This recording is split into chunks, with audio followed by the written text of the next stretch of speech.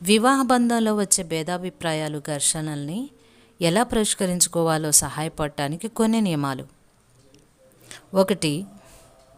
వివాహం చక్కగా కొనసాగటానికి పునరంకితం చేసుకోవడం. అంటే విడాకుల పరిష్కారం కాదు, ఈ సంఘటన ద్వారా మెరుగైన వివాహ జీవితం నిర్మించుకోవడానికి ప్రయత్నించాలి.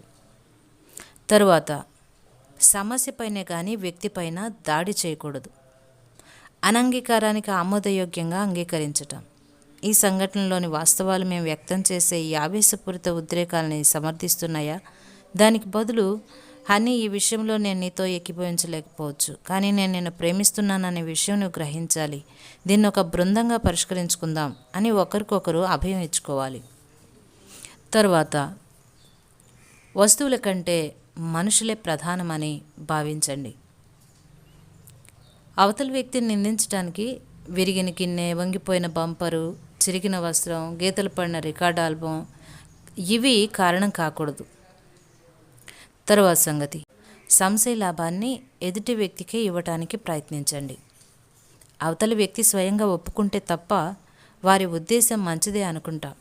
సాధ్యమైనంత వరకు సరైనది చేయాలనే వాళ్ళు ప్రయత్నిస్తారు.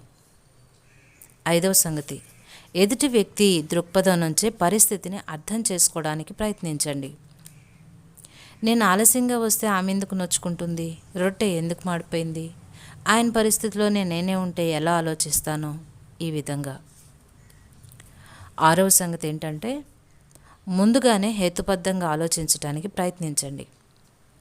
ఇప్పుడు మనకు సమస్య వచ్చింది, సరే ఇద్దరం కూర్చొని పరిష్కరించుకుందాం.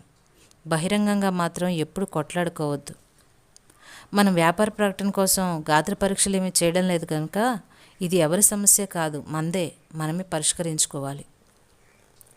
ఇక 7వ సంగతి, అతిగా సమర్థించుకోవడానికి ప్రయత్నించకండి. బహుశా మనం కూడా తప్పు చేసే అవకాశం ఉండొచ్చు కదా అని ఆలోచించండి.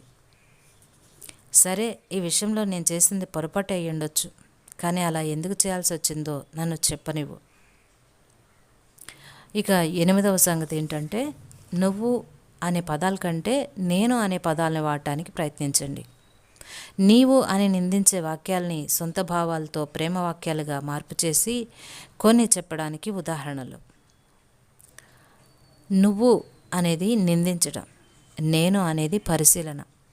నువ్వు కఠినాత్ముడివి, నన్ను అపార్థం చేసుకున్నారనిపిస్తోంది, నువ్వు మాట్లాడకుండా ఉంటావా, మనం విషయాలు చర్చించుకున్నట్లు నాకు అనిపించడం లేదు. 9వ సంగతి, మాట్లాడేటప్పుడు స్వరాన్ని గమనించుకోండి. బిగ్గరగా, కటువుగా మాట్లాడుతున్నామంటే మనం స్వాధీనం తప్పుతున్నామని అర్థం.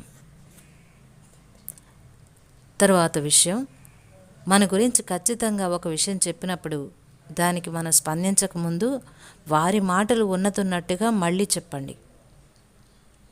ఇది ఇద్దరిని నిమ్మళపరచడమే కాకుండా అది ఎంత నిజమో తెలుసుకోవడానికి సహాయపడుతుంది. 1, నీవు చెప్పింది నేను సరిగానే విన్నాను. 2, నీవేం భావిస్తున్నావో అదే చెప్పావు, అంటే నా పట్ల నీ ఉద్దేశం ఇదే అని. తర్వాత ఇటువంటి వాక్యాలు పలకకుండా జాగ్రత్త పడండి. నువ్వెప్పుడు ఇంతే, ఎప్పుడు చేయవు, ఈ నిందతో కూడిన మాటలే కనుక వాస్తవమైతే సంఘటన జరిగిన సందర్భంలోనే వీటిని చెప్పి ఉండాల్సింది. తరువాత ఎదుటివారి గతాన్ని నిరంతరం తవ్వుకోకుండా ఉండటానికి ప్రయత్నించండి. వీటిని గతంలోనే చర్చించుకొని అప్పుడే క్షమించుకుని ఉండాల్సింది. దేవుడు క్షమించినప్పుడు ఇక వాటి గురించి మర్చిపోతాడు, మనం కూడా అలానే చేయాలి. తర్వాత గది నుంచి కోపంగా వెలుపలికి వెళ్ళిపోకూడదు. దీనివల్ల సమస్య ఇంకా ముదిరిపోతుంది తప్ప తగ్గదు. దానికి బదులు, హనీ, కొన్ని నిమిషాలు ప్రశాంతంగా ఉండాలని తలస్తున్నాను, నా మనసులో లేని అనవసరమైన విషయాలు మాట్లాడతానని భయంగా ఉంది అని చెప్పి కొంతసేపు ఆ వివాదాన్ని ఆపండి. తరువాత చివరకు దాన్ని ముగించేయండి. ఆ విషయాన్ని పట్టుకుని వేలాడి అంతర్యంలో గూడు కట్టుకోకుండా వదిలిపెట్టేయాలి. ఇద్దరూ కలిసి ఈ వివాదం అంతట్లో ఏం నేర్చుకోగలిగాం, నా వైపు ఎలాంటి తప్పుంది, ఇది పునరావృతం కాకుండా ఎలాంటి జాగ్రత్తలు తీసుకోవాలి అంటూ పరిశీలన చేసుకోవాలి. తర్వాత ఖచ్చితంగా క్షమాపణ అడిగి ఉచితంగా క్షమించుకోవడానికి ప్రయత్నించండి. ఈ వివాదం అంతటిలో ఇది ప్రాముఖ్యమైన విషయం. ఎందుకంటే కుక్కర్ కింద వేడిని తగ్గిస్తున్నామా లేక మంటను పూర్తిగా ఆర్పేస్తున్నామా అనేది ఈ విషయంపైనే ధృవీకరిస్తుంది.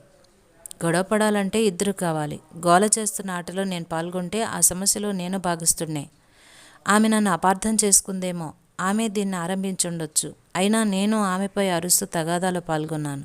నాది 1% తప్పు కావచ్చు, 99% ఒప్పు కావచ్చు. సాధారణంగా ఇలా జరగదు. అయినా నేను చేసిన 1% తప్పుకు క్షమాపణ అడగాల్సిందే. పెళ్లికి ముందు నీవు తెలుసుకున్న ఒక వ్యక్తి మర్యాద మన్ననకు మారుపేరు. కానీ అదే వ్యక్తి పెళ్లి తర్వాత వేరే రకంగా ప్రవర్తిస్తున్నాడు. అయితే ఏం చేయగలవు? అతను ఎలా మారిపోయినా లోపరహితమైన వ్యక్తిగా నీవు ఆశించలేవు.